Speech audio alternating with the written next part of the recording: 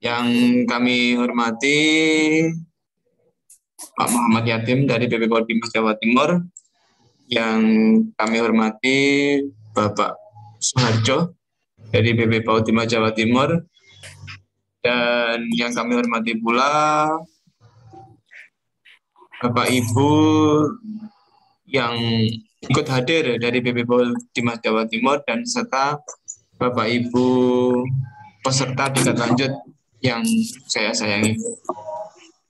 Pertama-tama marilah kita panjatkan puji kepada Allah Subhanahu wa Ta'ala, yang dimana di pagi hari ini kita masih berikan kenikmatan sehingga dapat bertemu di forum virtual ini dalam keadaan sehat walafiat, dan insya Allah tidak ada halangan satu apapun sampai nanti akhirnya kegiatan.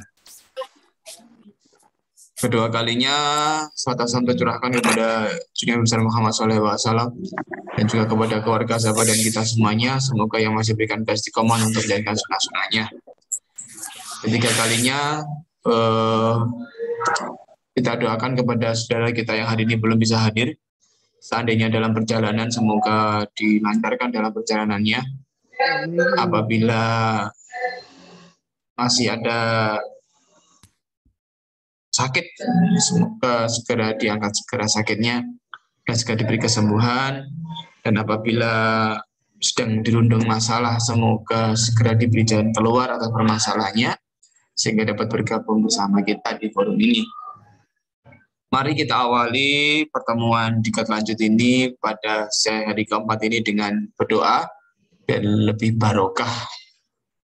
Menurut agama dan keyakinan kita masing-masing, berdoa dimulai.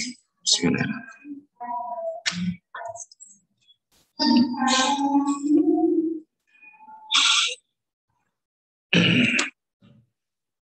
Berdoa dapat diakhiri. Terima kasih Bunda semuanya yang telah hadir, dan mohon untuk mengkonfirmasi ke teman-temannya yang hari ini belum bisa hadir. Jumlah kami yang daftar itu ada 96,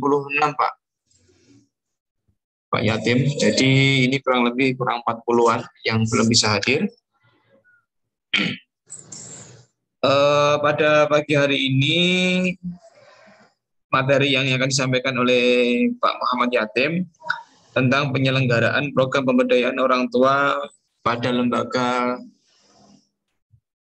PAUD. Ya.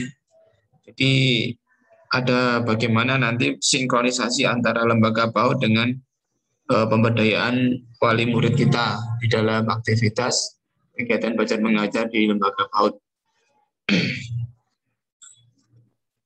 Dan tidak lupa pula kami mengingatkan kepada bunda-bunda semuanya untuk mengisi absensi di LMS yang sudah kita share.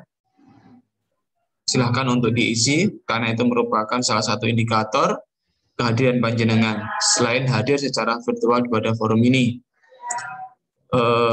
Kami berharap setiap forum ini untuk hadir nih, meskipun mematikan video tidak apa-apa, namun harus ada interaksi dengan pemateri. Ada waktunya nanti untuk dibuka videonya supaya ada timbal balik dengan antara pemateri dengan peserta. Mungkin itu yang dapat saya sampaikan. Untuk menyingkat waktu, saya serahkan waktu kepada Pak Yatim. Dari saya sekian. Wassalamualaikum warahmatullahi wabarakatuh. Waalaikumsalam warahmatullahi wabarakatuh. Kepada Pak Yatim, waktu dan tempat kami persilakan. Ya, terima kasih Mas Aziz. Izin share screen.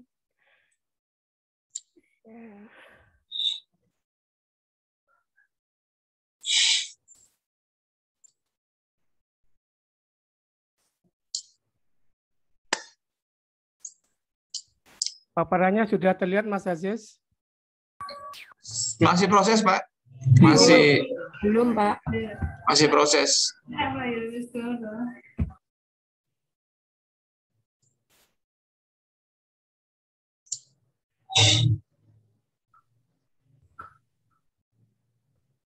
Ya, sampun, Pak.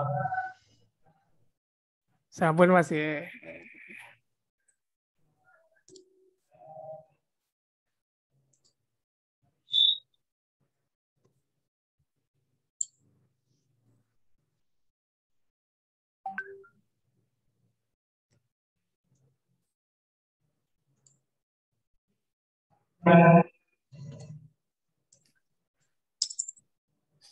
Sudah terlihat Bunda untuk paparannya? Sudah. Pak, sampun. Program pemberdayaan. Iya. Kalau sudah genah itu kan gampang Bunda ya. Nanti kalau mengerjakannya.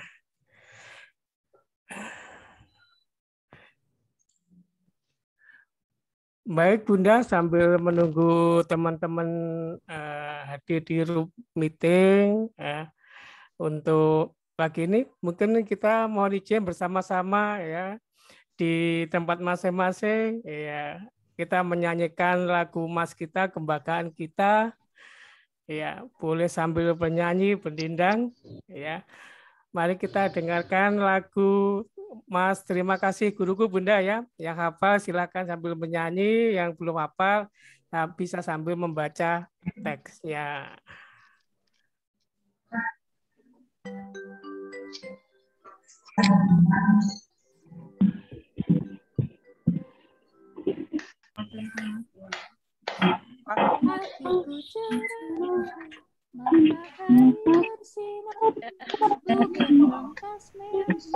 Pakai musik apa? Pagiku cerah, matahari bersinar, ku gendong tas merah, Bunda. Selamat pagi semua, kan dirimu di depan kelasku, menantikan kami, guruku tersayang. Kurang keras Pak suaranya, dinaikkan volumenya. Apa jadinya aku? Kekerasan, Pak. Kurang keras.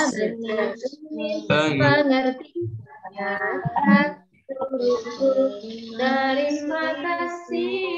Volumenya jenengan ditambahi, volumenya musik. Oh iya, saya mohon maaf, kita ulang lagi Bunda ya.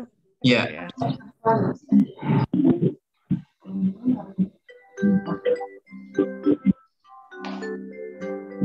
Ya, sudah. Lumayan dengar.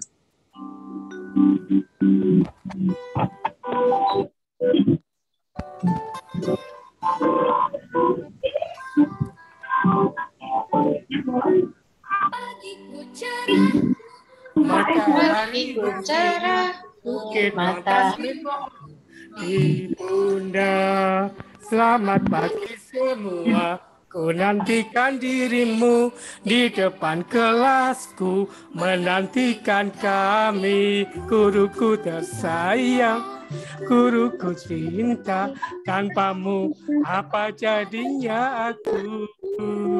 Tak bisa baca, mengerti banyak hal, terima kasihku.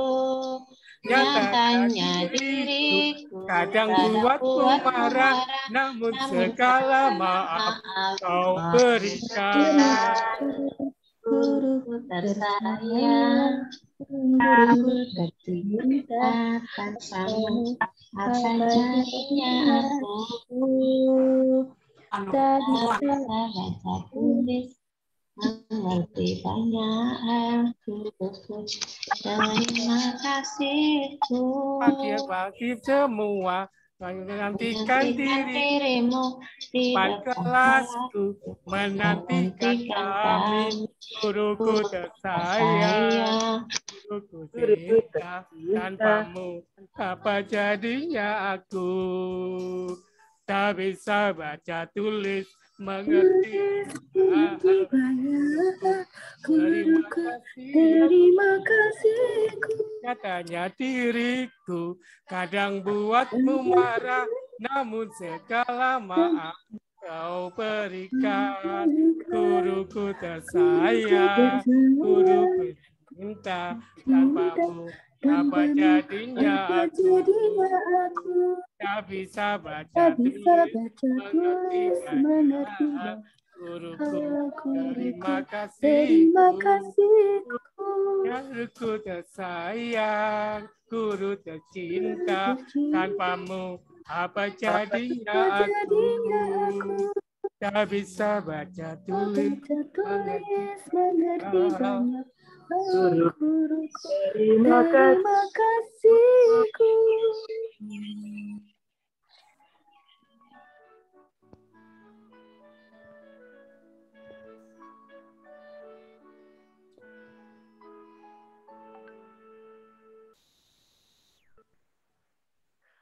Baik, aplaus untuk kita semua. Iya Bunda, Ayah Bunda. Jadi kalau kita menyanyikan lagu Mas ini rasanya kita seperti kunci sukses hidup bagi anak ya. Tanpa kita apa jadinya mereka ya. Suatu profesi yang sangat mulia ya. Kalau yang di kemarin ya itu kita selalu senantiasa didoakan. Kalau sekarang Ananda itu selalu mengucapkan terima kasih dengan tulus ketika sudah mendapatkan bimbingan dari kita. Itu memang hal-hal yang sangat istimewa pada profesi kita sebagai pendidik PAUD, dan tidak semua profesi mendapatkan penghargaan yang sedemikian besar. Coba bayangkan kalau Pak Polisi sedang itu sebagai profesi, ya profesi karena memang ada kode etiknya, ya ketika dia melaksanakan tugasnya membimbing masyarakat itu menilang, ya pas ada anggota masyarakat melanggar rambu lalu lintas, melanggar berlalu lintasnya, ketika dibimbing, ya Bapak saya tilang. Apa yang diucapkan? Apakah mereka didoakan? Oh Bapak terima kasih sudah menilang saya. Nah, besok ya ketemu lagi di bimbing saya Bapak ya, enggak apa-apa ditilang lagi. Apa kayak begitu. Demikian juga kayak dokter gitu ya, begitu kita berobat sudah didiagnosa, dirawat, kasih resep. Iya. Oh terima kasih. Kadang kan gini, sedikit-sedikit resep, sedikit-sedikit obatnya di apotek nggak ada yang murah. Tapi beda kalau dengan di pendidik, apapun yang kita laksanakan itu, iya pasti anak, orang tua mengucapkan terima kasih. Bahkan begitu cintanya sama pendidik. Ini selama pendidikan nggak masuk-masuk nih, sudah kangen berat sama guru-gurunya. Ya, kapan nih masuk? Anak saya tuh juga sama ini kayaknya. Jadi kalau Zoom itu terkadang bukan untuk menyampaikan materi, tapi untuk menyampaikan keinginan untuk segera kebersamaan. Ayo lanjut. Jadi pendidik identik dengan ibu, dan terbukti pendidik di PAUD banyak dari kalangan ibu-ibu. Memang ibu-ibu itu termasuk ya multitasking ya. Jadi kayak power of emak-emak gitu ya.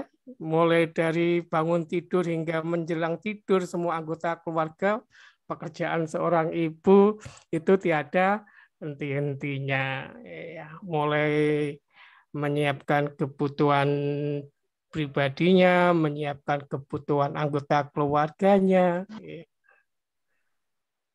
Dan itu ternyata banyak menyita waktu, banyak menguras tenaga. Jadi begitu Ananda pulang sampai di rumah, gitu ya udah. Itu hanya tinggal sisa-sisa tenaga, mau mengajak, mau membimbing, mau mengulang pelajaran yang di sekolah. Ya. Karena kesibukannya di rumah, akhirnya ya selama ini banyak sekali orang tua itu yang menyerahkan pekerjaan fungsi sebagai pendidik diserahkan sepenuhnya pada lembaga. Ya.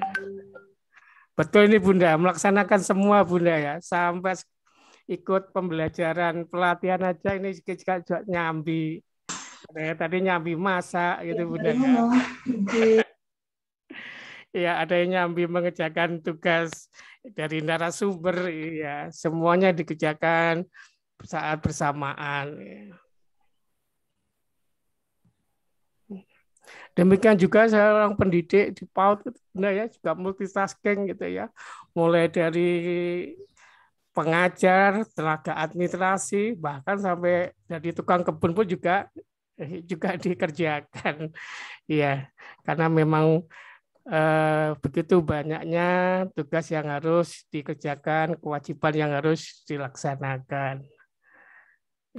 Jadi makanya pemerintah mengapresiasi, oh ada Hari Ibu juga di sini, kita selaku pendidik juga berkontribusi, memberikan turut bangga, oh ternyata peran ibu itu memang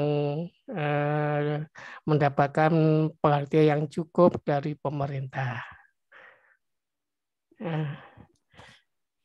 Iya, terkait dengan pembelajaran materi hari ini, Bunda, pemberdayaan orang tua. Ya, kalau di era tahun 1990-an, era 90-an gitu Bunda ya, saat kita belum mengenal HP berbasis Android, dulu mungkin HP sudah ada, tapi tidak segencar kayak yang sekarang ya. Dulu mungkin HP biasanya berbasis polifonik, ya, jadi tidak banyak aplikasi, ya, ataupun yang BBM. Jadi aktivitas anak lebih banyak di luar karena mereka masih belum kecanduan gawai. Ya, sampai-sampai orang tua pun, ya, ini kalau mau ngajarin anaknya itu harus mencari anaknya di tempat mainnya, diajak ke rumah untuk belajar. Ya. Kadang karena anak asik bermain di luar, sampai belajar itu dianggap konotasinya sebagai suatu hal yang menyenangkan, akhirnya melawan gitu ya, dengan bentuk kalau diajak belajar enggan, menolak, ya, menunda ya. Tapi sebaliknya begitu banyak sekali HP, utamanya buatan dari Cina, ya, dengan program berbasis Android. Di situ banyak sekali aplikasi yang disematkan, diantaranya sekali banyak game. Ya. Jadi dulu kalau kita pakai Nokia, gamenya itu kan terbatas gitu ya. Tapi begitu di HP yang berbasis Android, Play Store gamenya banyak sekali. Ya, akhirnya anak jadi beraktivitas di dalam rumah karena apa? Kegiatan bermainnya terjadi di handphone, di gawainya. Nah, sekarang kembali lagi. Iya. Ketika saat dulu kita membiasakan anak beraktivitas di luar, sekarang kembali lagi di era 2021 ini anak dibiasakan beraktivitasnya di dalam rumah. Karena apa? Karena pandemi. Jadi hal-hal yang kini banyaknya perubahan bagi orang tua maupun lembaga, terkadang ini juga bisa menimbulkan masalah. Ya, masalah-masalah bersama ini ya mari kita hadapi bersama. Kita bergandengan tangan, bahu membahu mengatasi masalah keterbatasan aktivitas anak saat pembelajar. Ya. Ya, kita bersama-sama, kita bahu-membahu mencarikan solusinya. Ya, jadi walaupun aktivitas anak itu dibatasi, ya utamanya berinteraksi dengan lingkungan di luar rumahnya, ya agar tetap terjadi pembelajaran, mari kita bergandengan tangan. Orang tua yang semula cukup ya menitipkan anaknya di sekolah, pihak sekolah memprosesnya, jadi kayak laundry, ya titipkan, diproses, nanti jam sekolah dijemput. Ya sekarang kita bersama-sama bergandengan tangan melaksanakan proses kegiatan belajar dari rumah.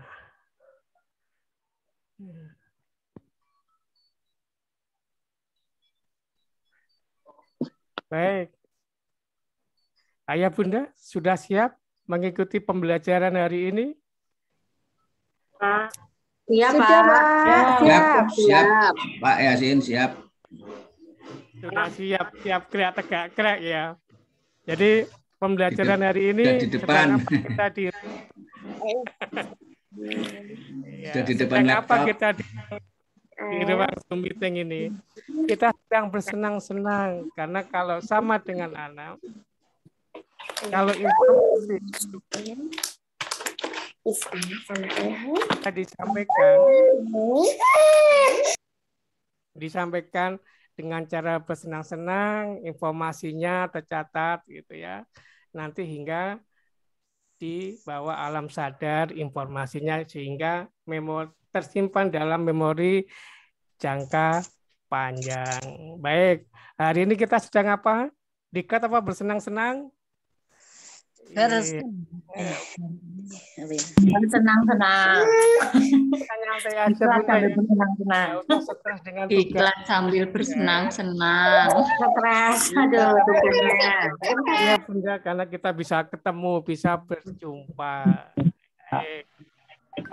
Jadi dalam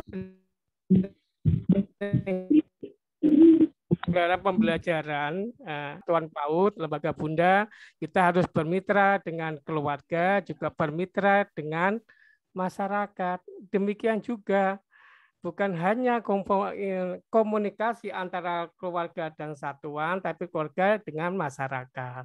Masyarakat dengan satuan, sehingga terjadi harus komunikasi dua arah yang aktif gitu ya. Karena apa? Keaktifan komponen pendidikan ini, ya trisentra pendidikan ini, nanti ujung-ujungnya manfaatnya itu yang memperoleh semua manfaat dari kegiatan keterlibatan semua komponen trisentra pendidikan itu adalah anak. Iya.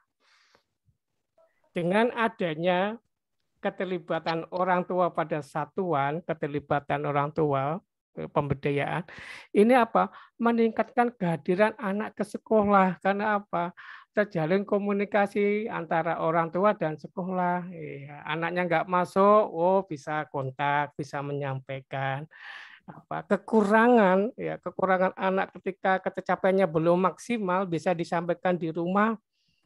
Ya, ketika di rumah ditingkatkan, ya, ketika anaknya sudah mampu, ya, ke sekolah tidak takut lagi karena sudah bisa, sudah mampu. Nah, itu akan meningkatkan kehadiran anak di sekolah, meningkatkan sikap dan perilaku positif anak, ya, rajin belajar ke sekolah itu sesuatu yang hal yang menyenangkan, ya.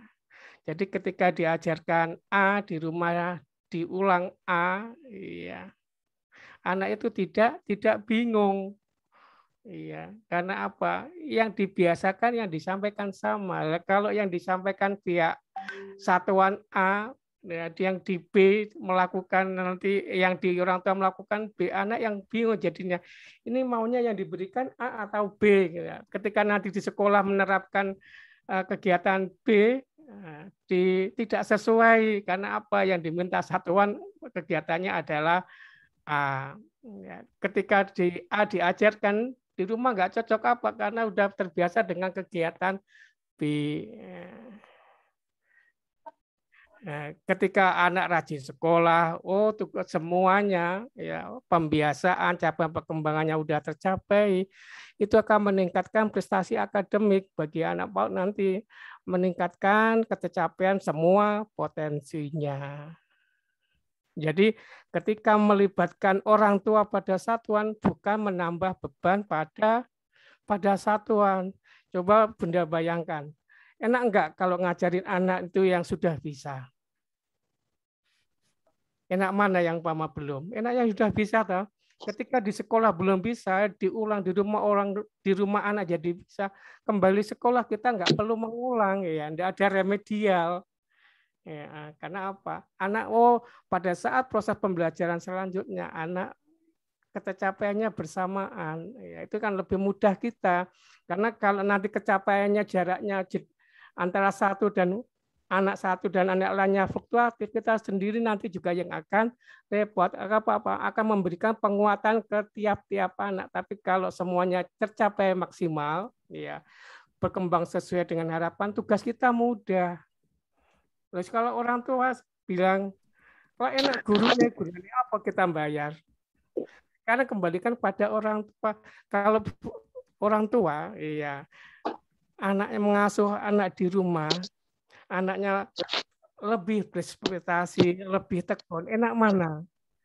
Dengan ketika anak dibiarkan di rumah, ketika di sekolah dia belum tercapai, di rumah tidak dibiasakan ataupun tidak lagi dikuatkan, akhirnya anaknya jadi malas sekolah ketika disuruh mandi ogah-ogahan karena merasa anaknya belum bisa mengerjakan pekerjaan yang kemarin, hasil karyanya belum bagus, ya.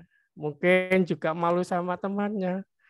Enak mana kalau anaknya jadi sekolah semangat, iya, sekolah tidak menakutkan, iya, karena takut tidak bisa, takut ketinggalan dengan teman-temannya. Kan lebih mudah juga, sama-sama orang tua juga lebih mudah ketika anaknya bisa mencapai, mengembangkan aspek yang lain, mencapai tugas perkembangannya di rumah lebih mudah, kan juga lebih ringan. Ya, jadi pada akhirnya ketika kita Trisindra ini bekerja sama, ya semuanya yang mendapatkan hikmah yang paling besar itu adalah anak, bukan lembaga, bukan orang tua.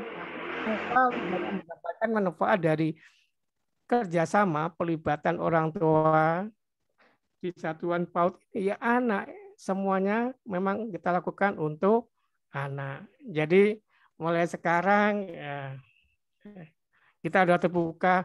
Kalau kita melibatkan orang tua pada lembaga kita, jangan khawatir, jangan takut itu makin membebani kita. Kalau kita sudah sadar, bagaimana kita menyadarkan orang tua agar mau terlibat, ya kita sampaikan ini. Ternyata ketika kerjasama ini yang mendapatkan manfaat anak. Karena apa? Semua yang kita lakukan tujuannya adalah mencapai visi lembaga. Visi lembaga apa? Ya, mencapai anak sehat, cerdas, berakhlak, mulia. Jadi semua yang kita lakukan, goal akhirnya ya di situ tercapainya visi lembaga kita. Ya, ketika orang tua memasukkan sekolah itu kan juga melihat visinya. Anakku mau dijadikan anak yang sehat, cerdas, berakhlak mulia. Jadi itu. Oke, kita mengapa nih latar belakangnya perlu pelibatan orang tua.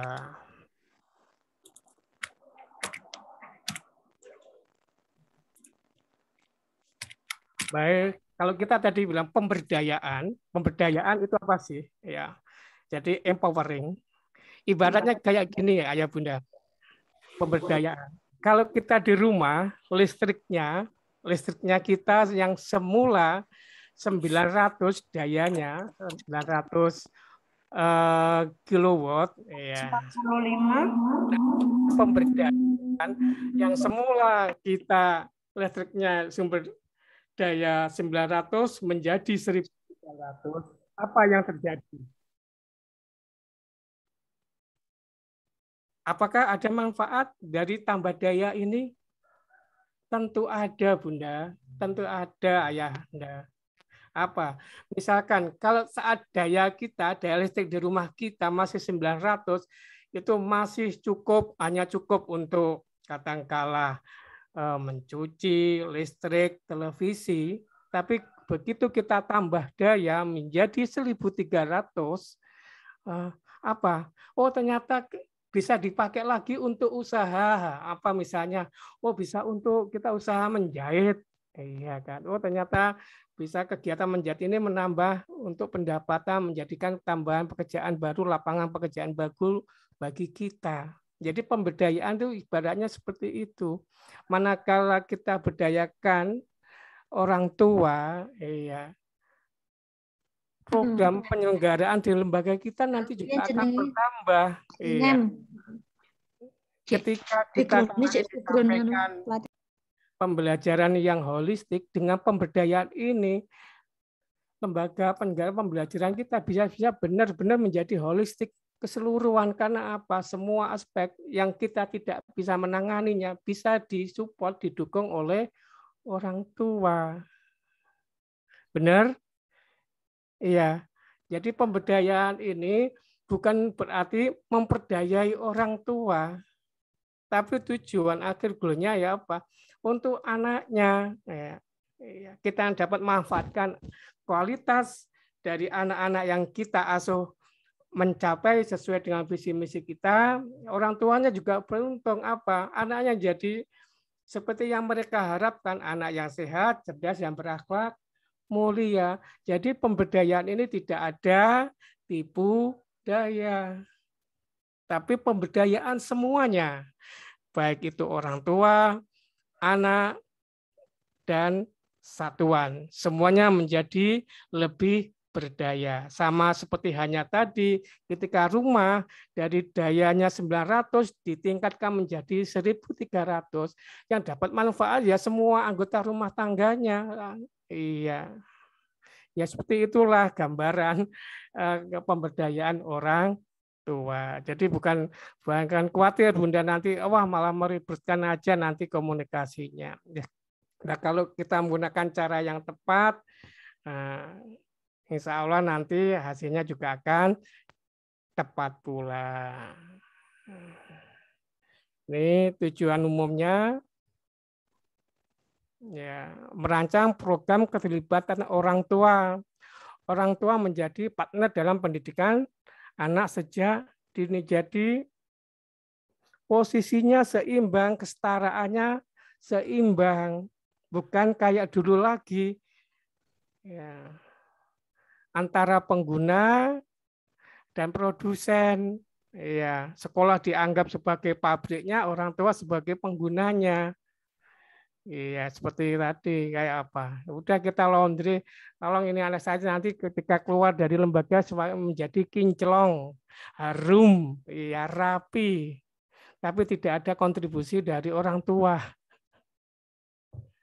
Ya, nah tentu tugas kita akan menjadi lebih berat, gitu ya. Tapi manakala ini kita tanggung bersama, kita bahu membahu, ya, itu akan menjadi ringan. Apa seperti ibaratnya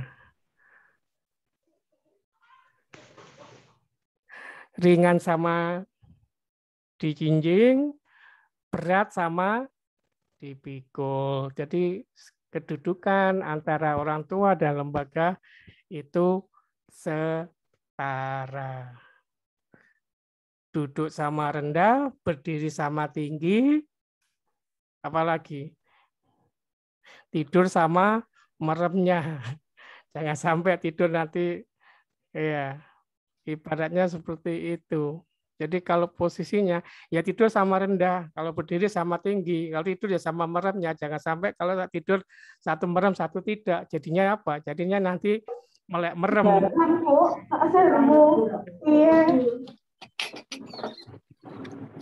Nah, ini adalah tujuan khususnya. Tujuan khususnya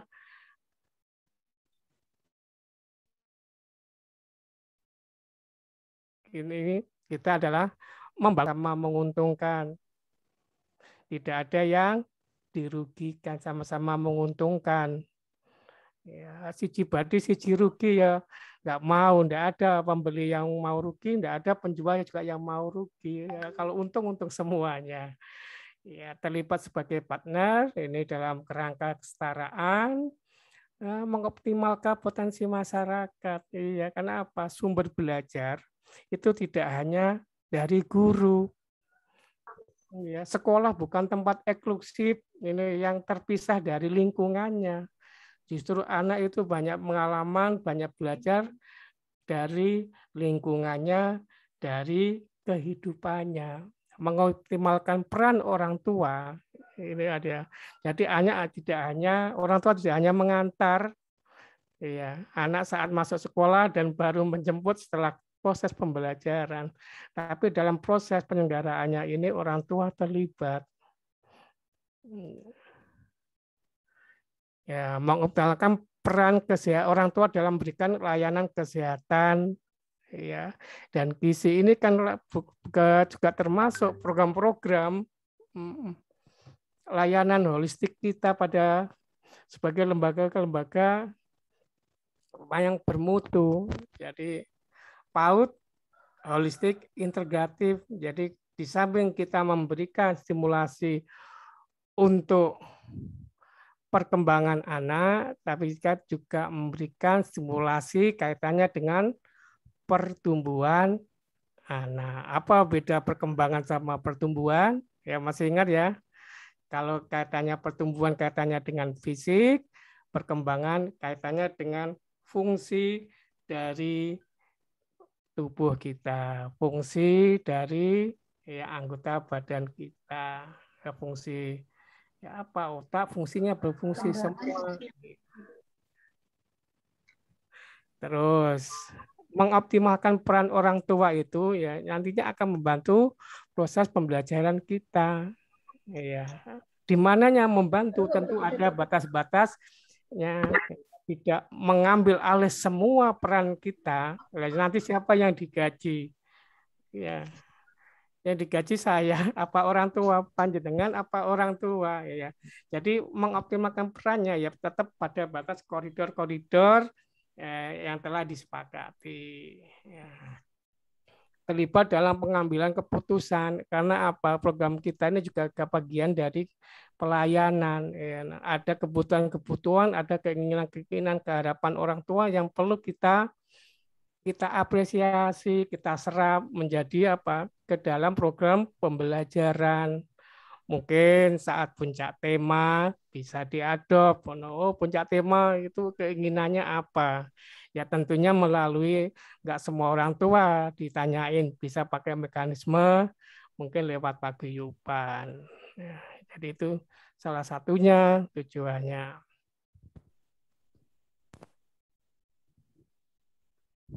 Baik, Ayah Bunda.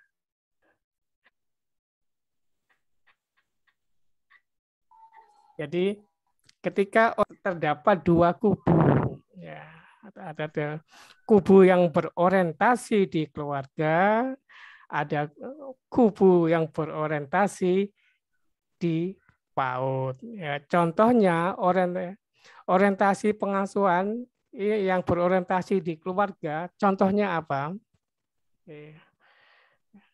Ya homeschooling. Ya.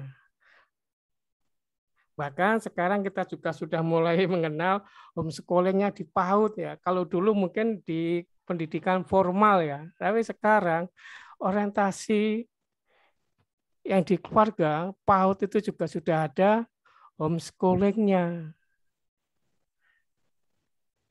Kalau yang berorientasi di PAUD, pengasuhan yang berorientasi di PAUD, ya, ekstremnya apa?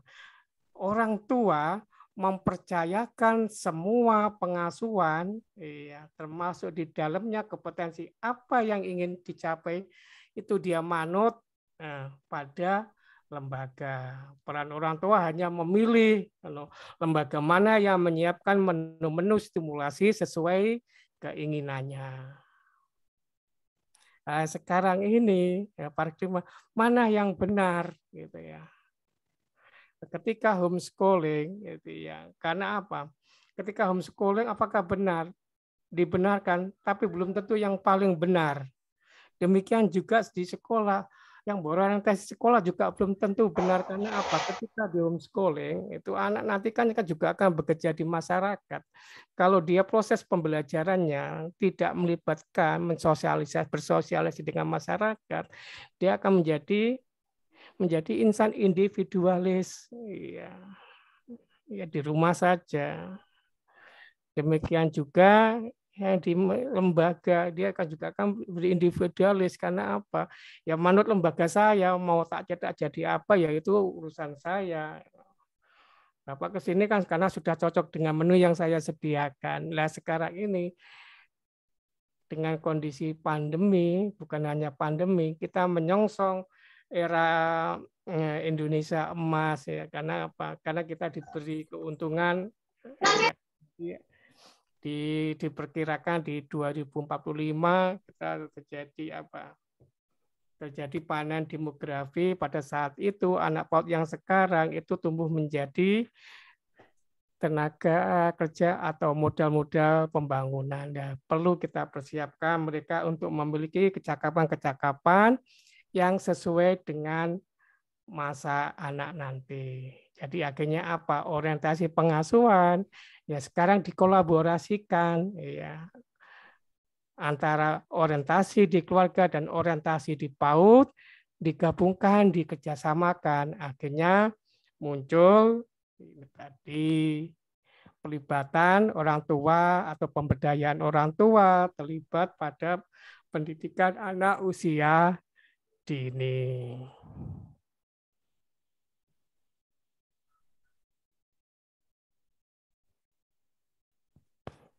Peran keluarga, jadi ini merupakan institusi pertama pendidikan yang dikenal anak sejak lahir. Ya, nggak mungkin lah cepat langsung disekolahkan. Ya, repot nanti kita. Ya, karena harus nambah berbagai prasarana. Ya. Terus peran keluarga ini adalah menjamin anak untuk tumbuh dan berkembang. Di dalam keluarga inilah hubungan emosional anak dengan anggota keluarga itu dijalin dan dikembangkan. Jangan sampai itu yang berlebihan ataupun yang kurang. Peran keluarga ini jangan sampai yang dominan keluarga. Oh, anak itu tadi diajar di rumah, dibelajarkan di rumah saja. Apa emosionalnya? Jadi apa? Anak yang introvert, anak yang tertutup. Demikian juga kalau kita nanti kita menyerahkan pembelajaran anak pada lembaga pun kita juga nggak punya kendali atas anak. Anak lebih banyak menyerap nilai-nilai yang ada di masyarakat. Akhirnya apa? Lost control pada anak. Nah, peran keluarga yang ketiga itu adalah membentuk pendidikan moral. Ya, sama dengan dikaitannya dengan kemarin materi etika dan etos. Jadi moral yang terkait dengan benar dan salah ini ditanamkan di lembaga, ukuran-ukuran baik buruknya sejak dini ini juga dikenakan sejak awal pada keluarga memberikan rambu-rambu pada anak. Ya, baik benarnya menurut keluarga, baik benarnya yang ada di masyarakat, baik benarnya juga menurut aturan pemerintah. Jadi kalau kita melihat proporsi peran, ya peran pendidikan pada anak, peran sekolah itu hanya 20%. Pendidikan lingkungan itu juga 20%. Sedangkan peran pendidikan yang terjadi di dalam keluarga itu adalah 60%. Makanya peran ini dikolaborasikan di trisentra ini tadi sehingga tercapai ya proporsional 100% yang seimbang, saling melengkapi. Hal ini perlu diperhatikan karena apa? Kalau orang tua tidak mau terlibat dalam pendidikan anak usia dini, ya, maka peran pendidikan keluarga yang 60% tadi akan diambil oleh lingkungan. Ya, bukan lagi di sekolah, karena apa? Anak lebih banyak beraktivitas di sekitar rumah. Makanya perannya nanti apa? Ya nanti kita tidak bisa mengontrol bagaimana cita-cita kita sebagai orang tua menginginkan anak, ya anak yang soleh dan solehan nggak bisa terkontrol karena apa? Belum tentu lingkungannya mendukung. Ya kalau lingkungannya mendukung, ya, alhamdulillah masih aman. Tapi kalau beda jauh, kebetulan kita berada di lokasi karena pekerjaan, karena domisili, ya, lingkungannya itu tidak mendukung dengan cita-cita orang tua bagaimana.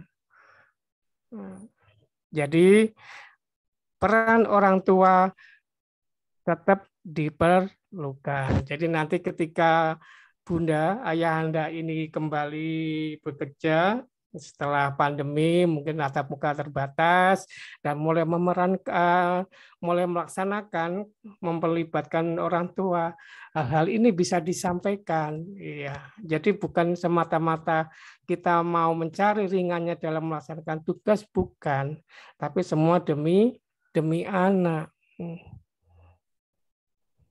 Karena yang dikembangkan pada anak betul 6 aspek perkembangan, tapi pada dasarnya kan yang dikembangkan itu adalah mulai olah pikir, olah hati, olah rasa, olahraga, iya. Itu semua ketika olah rasa ya, bisa dikembangkan di rumah, olah pikir ya itu lebih banyak di sekolah. Saling melengkapi. Kekurangannya olah pikir yang di rumah dikembangkan di sekolah. Olahraga yang kekurangannya di sekolah dikembangkan di rumah untuk mengembangkan aspek fisik motoriknya. Iya.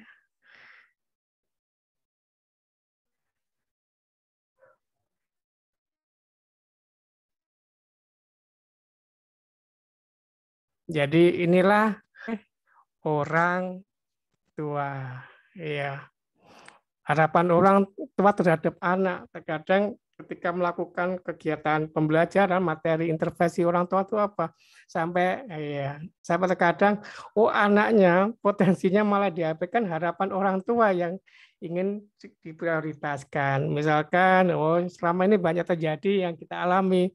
Anak orang tua menginginkan anaknya lebih banyak diajari membaca, menulis, ya sampai berhitung. Padahal pada tataran anak PAUD sebetulnya karena hanya mengenal lambang bilangan maupun huruf, bukan operasi hitung. Ya.